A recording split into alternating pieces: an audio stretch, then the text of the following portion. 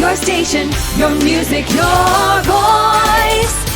On air, online, on your mobile devices and smart speakers. Radio at the heart of your community. This is Suffolk Sound. Good morning, Brian. Morning, Leslie.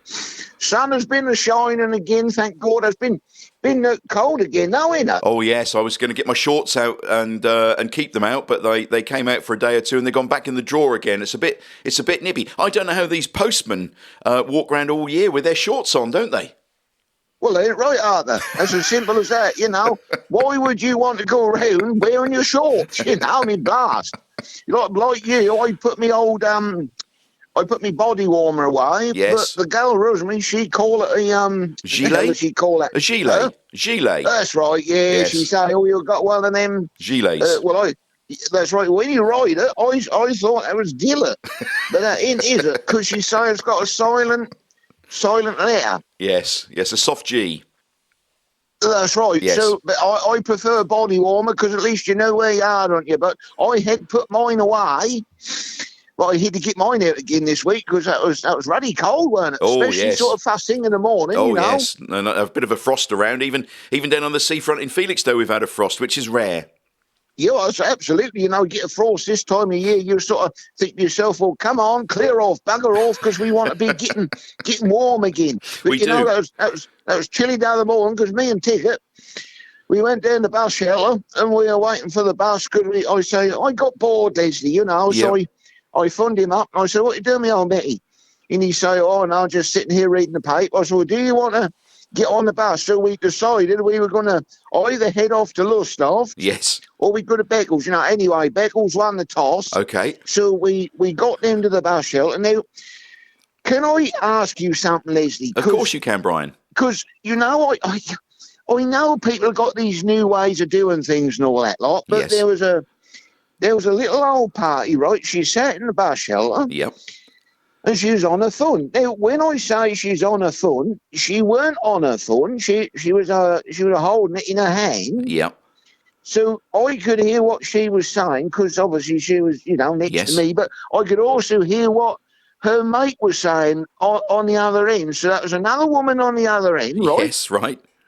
And she's sitting there in the bar shelter. And of course, I weren't the only one. There's Ticket. Yep. There's another bloke waiting and a young boy, you know. Yes. And a woman's going on about her gynecologist, right? Right, okay. So she was, no, that's the truth, boy. Okay, no, yeah. She was saying, you know, how she got on at the gynecologist and the procedure he did and all this lot and what's going to happen and moving, you know, she's going to get her results and all that lot, but he don't think that's anything untoward. Oh, my goodness. Anyway, and how she'd had a bath before she went. I heard it all, you know, and I thought to myself, well, Christ almighty, some things have got to be kept private, ain't they? Yes. And why do people, and they ain't the first time I've seen someone do this, there's someone walking down the thoroughfare in Woodbridge the other day, and she was having a hell of a row on the phone with some bloke, and we could hear what was going on, you know, she was having a go at him because he'd got something wrong at home, you know. Yes. And I thought to myself, now, why can't people just talk normally on the phone? Why do they have to have people so you can hear them? Well, so she wasn't holding it up to her ear and speaking, just so she had it on a speaker on the phone so everybody could hear. No, that weren't up to her ear. She had that sort of, I don't know, she sort of had it halfway down so she can talk into it. Yes. But we could hear what the other woman was saying, and they went on about the gynecologist, and then they went on about going out Friday night. I had to hear what they were doing Friday night. They're supposed to be going to Colchester on Friday night. And I thought to myself, Christ almighty, for 2 pence, Leslie, I could have told her to shut her mouth and put the phone away. Because I didn't want to hear it. Do you think that's right? Well, I don't think that's very good etiquette, Brian, really, on her part. And I think there are too many people who listen to music these days or talk and forget that they could put some headphones in, you know. And I was listening to the radio the other evening and they were talking about this, and one of the presenters said she often goes up to people quietly and says, have you got any headphones? And that kind of shames them sometimes into putting headphones in or turning the volume down a little bit, you know. Well, I couldn't believe it, boy. I mean, I saved the ticket when we got on the bus, because she got on the bus as well, you know. Yes. She buggered off there in the back. I Good. expect, yeah, next thing you know, she'd be on the front again. But she didn't. I saved the ticket. I said, what is it all coming to, boy, when you can't have a private conversation in private? Yes. Yet now everyone have to be listening to your private business. Yes. So did you sit up the front then of the top deck and have a look around? No, I wasn't a top deck, boy. I was only a single one. Oh, was it? Oh, right, you know, okay. And I don't like to sit too far toward the back because I find I get a bit sick lately. If I sit too far, no, I do. When they go around the corner, my old guts start to go. So I sort of like, I don't want to sit at the front either. No. You know, because you get a draft when the door open. Yes. So I like to be sort of 3-4 rows back. So I can, and I prefer to sit near the window because I don't like people lumping into me when they go up the aisle, you know. So that's where I sat, but I didn't hear nothing more from her. But that was a nice day, trip boy. out. You know, that's good. We went out, we had a bit of grub, you know, and got back on time. But the buses now don't run always on time, do they? No, they don't. No. Sometimes I think we're going backwards in the world. How's Rosemary? We are going backwards, boy. You hit the nail on the head there. We are going backwards in this country, but don't get me started on that because I'll be here all ruddy sad. How's Rosie these days? She all right? She's all right, boy. Yeah, I mean, she brought me a lovely egg custard tart round the other day. Oh, I love those. Christ, they're lovely, aren't they, boy? You know? I love those. Christ, I love them. And I don't know about you, but I always try and leave the pastry bit to last. You know, sometimes I do it the other way round. No, I do it the other way round. I have to have the pastry first and the best bit's the egg in the middle. It's lovely because it goes all soggy on the bottom, doesn't it? Delicious, yeah. You know, I love it, boys. Nothing nicer than egg custard tart. Well, a Yorkie, of course, you know, I like the Yorkie, but egg custard tarts are one of my favourites when that come to cakes. I used to like donuts, boy, but every time I had a donut, I found I got the jam all down me, you know, and then all the custard ones. So then I thought, well, I'll tell you what I'll do. I'll get the plain ones. Yes. I'll just have the plain ones, but no, they're the same, boy, are they? No. You know, they're dry, aren't they? Dry as a knickers, dry as anyway, they're just dry, boy, aren't they? And so I yes, they're dry, Brian. Yes. Anyway, Rosemary, how's Rosemary doing? She brought me that custard tart round, and she sat there, right? Yes. And she say to me, I'm thinking of having a new kitchen. Well, that's nice, isn't it?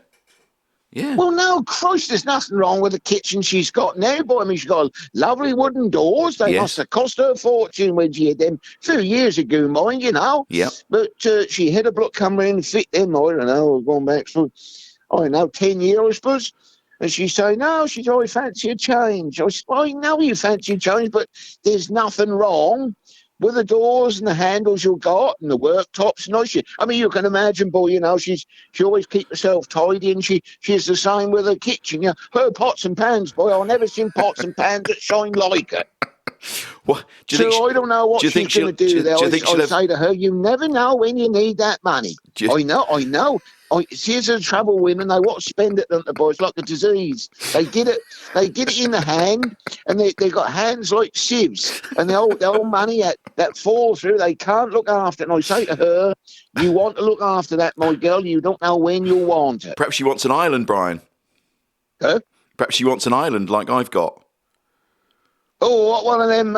Islands. Cupboard things in the middle of the. Yes. In the well, she was on about that, and I say, why you want one of them? Because she had got a little bit of room for one of them. And do you know what she said to me? She said, I can get a tap in there. Yes. And that's instantly hot. It is, yeah, instantly hot. Now, how does that work then? Because my tap take me on because of me airing cupboard. That I suppose that take about 40, 50 seconds, I suppose, before I get hot water. Oh. But once that's hot, you know, same with the bath. Well, this one you can make a cup of tea with. Get a tap, she turn it on, she's saying that's instantly hot. Well, how the hell did that happen? Well, you can make a cup of tea with it. You can put your cup with a tea bag in, under the tap, turn it on,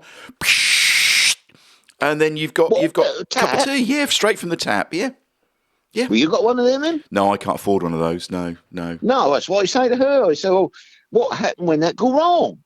That'll cost you an arm and a leg to get that fixed. Stick with what you know, girl. I said, you've got an immersion tank. No need to be buggering about having a thing in the middle of the, what do you call it again? Island. island, I say, that's going to give you hot water when you've got no more than a metre away. You've got a ruddy sink with a tap that'll do the same thing. But I wouldn't make a cup of tea using the hot water at my sink, boy. Would you not? No, do you? No, I haven't got one of those. But Well, what are you going on about then? Making a cup of tea using a hot water tap? Well, they're special taps. They're special taps that, yeah. Have you not seen the adverts on the telly for them? No, but you say to me, you make a cup of tea using a hot water tap. Yes. That's what you say. Yes, they're special taps, though, not normal taps. But you don't do that. No, I don't do that. Well, what do you say it for then? I don't know. Anyway, I say to her, look, it's your money. You do with it what you want. I say, if you want my advice, I'd look after it because you never know when you want it.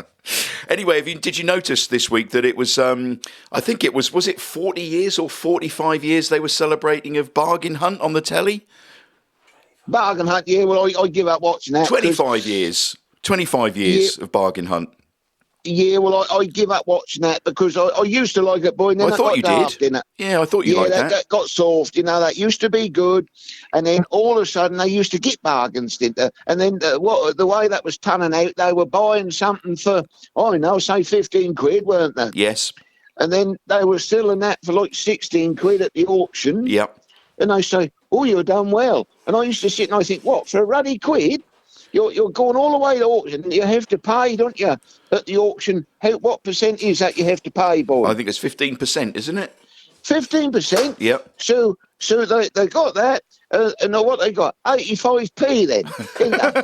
85p, and you say, "Oh, you're done well." And I'll tell you what, what upset me, Leslie, is when they sit there at the end and they all kick their legs. Now, what the hell is that about? Come back for some more Bargain Hunt. Hey! Yes. That's right. They do that every time. But when they used to make good money. But now, if they celebrate a team that's ended up making a fiver, and I think, well, what's the point of that? Yeah, well, often they win and you've lost 45 quid and you're the winner. That's right. That's right. Well done. You're lost. You're lost. Well, what is the point of that? They ought to come up with something. If they're lost, they've got to leave a car there. Okay. Or do something like that, because they'd try a bit harder then, wouldn't they? I'll suggest that, I'll tell you what I used to like, years ago. Well, I used to like Bullseye. Oh, yes. Yeah, can't be a bit That was good bully. on a Sunday night. I'd sit there and have me crumpets, and I'd watch a bit of Bullseye, and that was... who the hell done that now? Jim Bowen. Jim Bowen. Huh? Jim Bowen. Jim Bowen. He done that, didn't he? Yes, he did. That's right. Yes. And, yes, that's right. And they used to have one who could play darts. Yes. And then there's another one who was supposed to be clever, but it always used to turn out the other way round, innit? That the one who was supposed to be the dart player knew more than the one who was answering the questions. There's a wonderful clip doing the rounds on social media at the moment of Jim Bowen saying to two women, welcome to Bullseye. And he says to one, I understand you've been doing a sponsored slim. And she said, yes, I have. And he says, well, you haven't raised much, have you? Can you imagine them doing that on telly today? He say what? She'd been doing a sponsored slim. She clearly was slightly overweight still. Who is? One of the contestants. That ain't on now, is it? No, somebody's taken a little clip out and put it on social media. A little Facebook reel. Right. Yeah. You know what that is? What's to us? I don't know what you're on about, boy. Brian, we'll have to leave it there. Have a great weekend, won't you? And we'll speak very soon. All right then, boy. You have a lovely week. Enjoy the Suffolk sunshine. Will do. Cheerio. Cheerio together. Your station, your music, your voice. On air, online, on your mobile devices and smart speakers. Radio at the heart of your community. This is Suffolk Sound.